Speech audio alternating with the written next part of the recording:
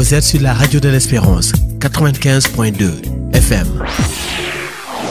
Chers fidèles du Christ, amis croyants, un cri résonne en ce dimanche des rameaux et de la Passion. Hosanna. Hosanna, c'est-à-dire sauve donc. C'est un cri d'une brûlante actualité. En ce temps d'épreuve et de désarroi, avec la pandémie provoquée par la dissémination du Covid-19 à travers le monde et qui n'épargne pas notre pays. Une pandémie qui nous invite à vivre en acte et en sagesse une véritable solidarité humaine, citoyenne et spirituelle. Au cri lancé par les foules à l'adresse de Jésus entrant à Jérusalem, nous pouvons joindre aussi aujourd'hui nos appels au secours. Oui, Seigneur, sauve-nous, Hosanna, délivre-nous du mal. N'oublie pas tes miséricordes. Enseigne-nous comment retrouver le chemin qui conduit à la vraie vie et pardonne-nous, Seigneur. Frères et sœurs bien-aimés, en ce dimanche des rameaux, retenons que le triomphe de Jésus entrant à Jérusalem est plutôt modeste. Suivant la parole prononcée par le prophète sur l'entrée du roi messianique, c'est un roi plein de douceur, monté sur une ânesse et son petit avec elle. Il s'y ajoute que c'est un triomphe de courte durée, car la foule qui acclame Jésus à son entrée dans la ville sainte va bientôt, dans les jours à venir, et sous l'instigation de ses dirigeants, réclamer la condamnation et la mort de Jésus. C'est à la méditation de ces événements que nous invite la Semaine Sainte que nous inaugurons en ce dimanche des rameaux et de la Passion et qui va culminer dans la célébration de la résurrection du Christ au dimanche de Pâques, dimanche prochain. Dans notre éprouvante et douloureuse expérience de confinement qui nous fait ressentir la faim et la soif de la parole de Dieu et de l'Eucharistie partagée, nous nous laissons guider par le Seigneur Jésus-Christ lui-même. Jésus qui dit « Quand j'aurai été élevé de terre, j'attirerai à moi tous les hommes. » Que sa puissance d'attraction nous rejoigne dans nos maisons, dans nos lieux de retraite et nos refuges, mais aussi dans nos angoisses et dans nos peurs. N'en doutons pas, Jésus nous a aimés, il nous aime et il nous aimera jusqu'à l'extrême, jusqu'au bout, comme dit Saint Jean. Nous avons écouté le récit de la Passion de Jésus-Christ, notre Seigneur, selon Saint Matthieu. Le mot passion implique à la fois l'intensité de l'amour et la souffrance qui peut en résulter jusqu'au don de sa propre vie, comme Jésus l'a dit la veille de sa mort. Nul n'a d'amour plus grand que celui qui se dessaisit de sa vie pour ceux qu'il aime. En Jésus-Christ, Dieu nous aime jusqu'à la folie. Saint Paul dit d'ailleurs, si Dieu est pour nous, qui sera contre nous? Lui qui n'a pas épargné son propre fils, mais là, pour nous tous, comment avec lui ne nous donnerait-il pas tout? Je voudrais que nous nous laissions guider par quelques titres que saint Matthieu rapporte à Jésus dans le récit de sa passion. J'ai retenu les mots Jésus, Fils de l'homme, Fils de Dieu, Christ, Roi, cet homme, Maître. Tout d'abord, le nom de Jésus, qui signifie le Seigneur sauve, de la même racine que Hosanna. Le nom de Jésus revient régulièrement dans le texte que nous avons écouté, plus d'une trentaine de fois. Il peut nous rappeler l'annonce divine à Joseph, le fiancé de Marie, dans l'évangile de Matthieu. Dieu dit à Joseph, « Joseph, fils de David, ne crains pas de prendre chez toi Marie, ton épouse. Ce qui a été engendré en elle vient de l'Esprit Saint. Elle enfantera un fils auquel tu donneras le nom de Jésus, car c'est lui qui sauvera son peuple de ses péchés. » Le récit évangélique de la Passion, en insistant sur le nom de Jésus, vise donc à susciter notre pleine adhésion à cette révélation essentielle. Jésus est le sauveur du monde, le sauveur du genre humain. Plus tard, alors qu'il vient de guérir un infirme au nom de Jésus à l'entrée du temple de Jérusalem, alors qu'il se voit intimidé de ne plus dire le nom de Jésus, il répond, « Il n'est sous le ciel aucun autre nom donné aux hommes qui puisse nous sauver en dehors du nom de Jésus. » Second terme, l'expression « Fils de l'homme ». Jésus se donne à 4 reprises le titre de Fils de l'homme dans le récit de la Passion selon saint Matthieu. Il affirme ainsi sa solidarité avec l'humanité en tant qu'il est frère des hommes, en tout semblable à eux, à l'exception du péché. Mais il affirme en même temps sa supériorité en tant qu'instaurateur d'un ordre nouveau. Comme fils de l'homme en son humanité, il est victime de la trahison de Judas qui le livre aux pécheurs. Mais comme fils de l'homme, il annonce aussi à sa personne le triomphe du juge suprême. Désormais, dit-il, vous verrez le Fils de l'homme siéger à la droite du Tout-Puissant et venir sur les nuées. Troisième titre, Fils de Dieu. Un autre titre qui intervient dans le récit. Il est utilisé 4 fois, mais à 3 reprises. Ce sont des adversaires de Jésus qui l'emploient pour l'accuser ou pour se moquer de lui. C'est d'abord Caïphe, le grand prêtre, qui l'interpelle. « Je t'adjure par le Dieu vivant de nous dire si c'est toi le Christ, le Fils de Dieu. » À la réponse de Jésus, il déchire ses vêtements en signe d'indignation et crie au blasphème.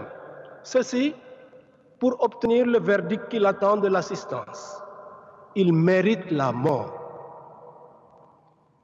Quant aux passants, aux chefs des prêtres, aux scribes et aux anciens, ils se moquent de Jésus crucifié, le Fils de Dieu, descend de la croix. Mais face à ce rejet quasi unanime, le centurion romain et les membres de la garde romaine se distinguent par leur déclaration à la mort de Jésus. Ils disent, vraiment, celui-ci était le Fils de Dieu.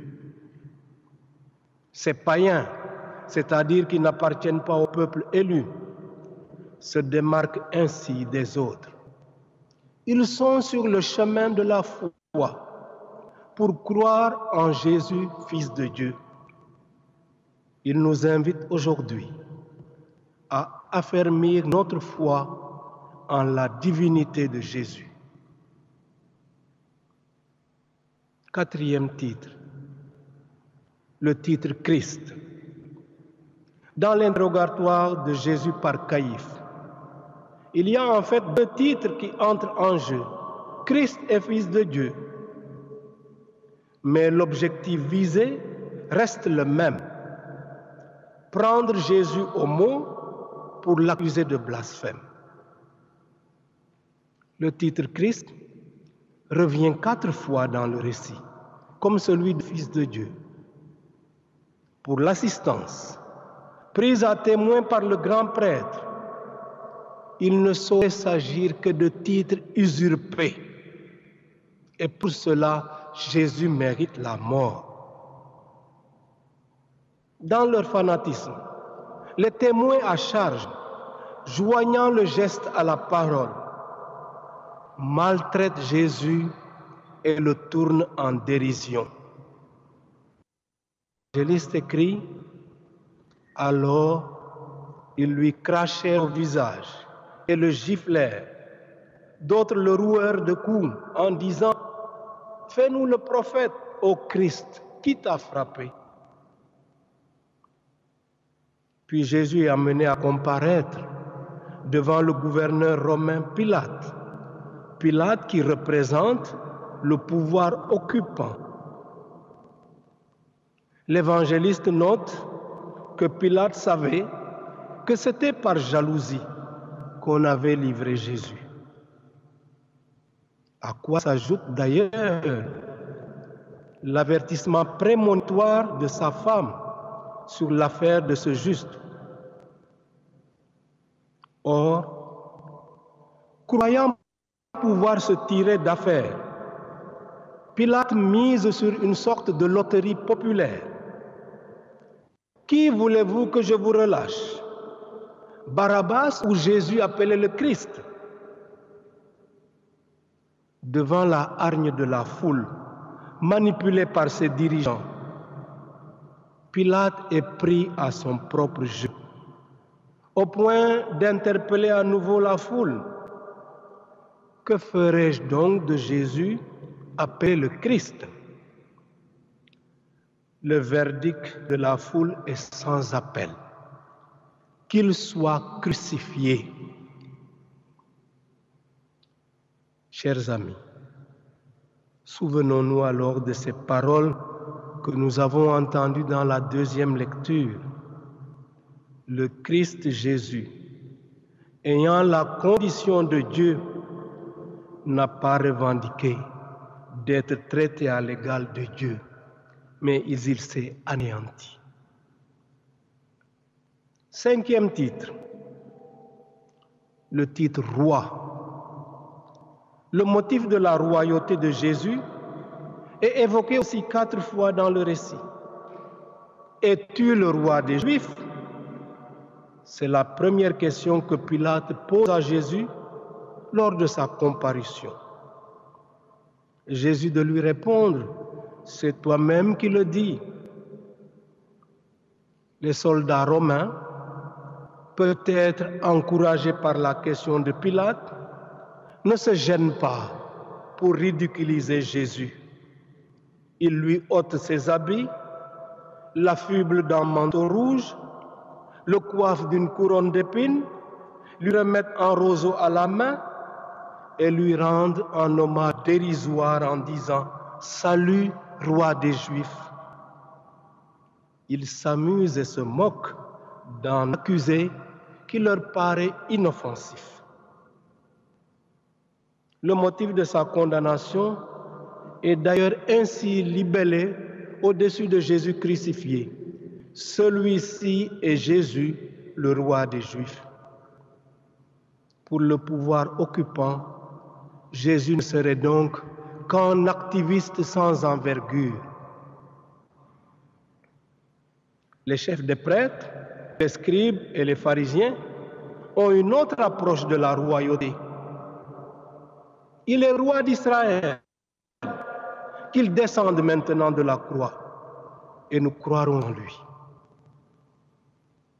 En prêtant à Jésus des velléités de conquérir un pouvoir politico-religieux, il se donne bonne conscience par rapport à la force romaine d'occupation.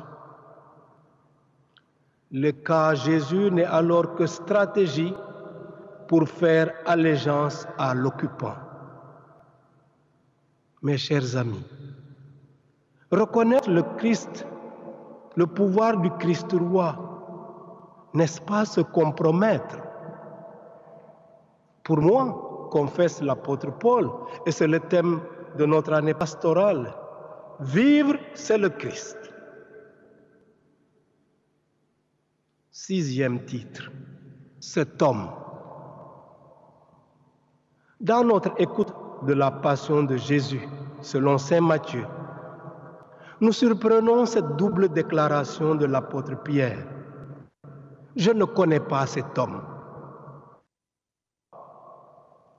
Il parle de Jésus comme d'un inconnu, lui qui a tant cheminé avec le Galiléen, encore appelé le Nazaréen, lui qui a confessé à Césarée de Philippe, devant les disciples, que Jésus est le Christ, le Fils du Dieu vivant. Lui qui a même eu l'audace de lui déclarer au cours du repas pascal, « Si tous viennent à tomber à cause de toi, moi je ne tomberai jamais. » Pilate aussi parle de cet homme, peut-être avec mépris, mais en tout cas pour se dégager de toute responsabilité. Il se lave les mains devant la foule en disant « Je suis innocent du sang de cet homme. Cela vous regarde. » Chers amis, il y a eu la trahison de Judas. Il y a eu le reniement de Pierre. Il y a eu la démission de Pilate. Autant d'attitudes humaines défaitistes qui nous interpellent tous. Puissions-nous au moins suivre le cheminement de l'apôtre Pierre pour pleurer amèrement sur nos péchés et obtenir le pardon du Seigneur. 7e et dernier titre, le Maître. Allez à la ville, dit Jésus à ses disciples, chez un tel, et dites-lui, le Maître te fait dire, mon temps est proche. C'est chez toi que je veux célébrer la Pâque avec mes disciples. Le temps de Jésus est celui de l'accomplissement de sa mission. Avant de s'offrir pour notre libération, il célèbre la Pâque, à la fois dans une ambiance à la fois grave et solennelle. Il annonce la trahison de Judas, qui s'adresse à lui en lui donnant le titre de Rabbi. C'est d'ailleurs par le même titre de Rabbi que Judas va désigner Jésus au jardin de Gethsémani arrêté. Jésus ne serait-il donc qu'un rabbin parmi tant d'autres, au point d'inspirer à Judas défiance et trahison? Judas reconnaîtra avoir livré un innocent avant de mettre fin à sa vie. Le moment du repas pascal est aussi solennel. avec l'institution de l'Eucharistie. Le Maître Jésus enseigne et commande une nouvelle manière de célébrer l'offrande du pain et du vin. Prenez, mangez, ceci est mon corps. Buvez-en tous, car ceci est mon sang, le sang de l'Alliance, versé pour la multitude en rémission des péchés. À travers l'Eucharistie, qui anticipe son offrande sur la croix, Jésus nourrit et vivifie son peuple par son corps et par son sang. Nous allons faire mémoire de cette offrande et de ce grand mystère de la foi en célébrant la Sainte Seine jeudi prochain, le jeudi saint. Chers fidèles du Christ, comme je souffre de savoir que vous avez faim d'Eucharistie et que vous en êtes privés en ces temps difficiles, dans votre situation de manque, je communie en union avec vous et avec les prêtres qui célèbrent la messe à vos intentions en faveur du peuple de Dieu. Que la passion de notre Seigneur Jésus-Christ, sa mort et sa résurrection vous rendent forts et inébranlables pour vaincre les détresses du temps présent. Puissiez-vous, comme le chante Fulgence Gakou dans Yesu Christa Refujambar, célébrer la victoire du Christ Jésus en méditant la deuxième lecture de ce dimanche des Rameaux en Philippiens, chapitre 2, versets 6 à 11. Le Christ Jésus, de condition humaine, s'est abaissé en devenant semblable aux hommes, en se faisant obéissant jusqu'à la mort sur une croix. C'est pourquoi Dieu l'a exalté, en lui donnant le nom qui est au-dessus de tout nom, afin qu'au nom de Jésus, toute langue proclame Jésus-Christ est Seigneur. Yesu Christa Refujambar, c'est lui le champion par excellence, à la gloire de Dieu le Père, au siècle des siècles. Amen. Vous êtes sur la radio de l'Espérance, 95.2 FM.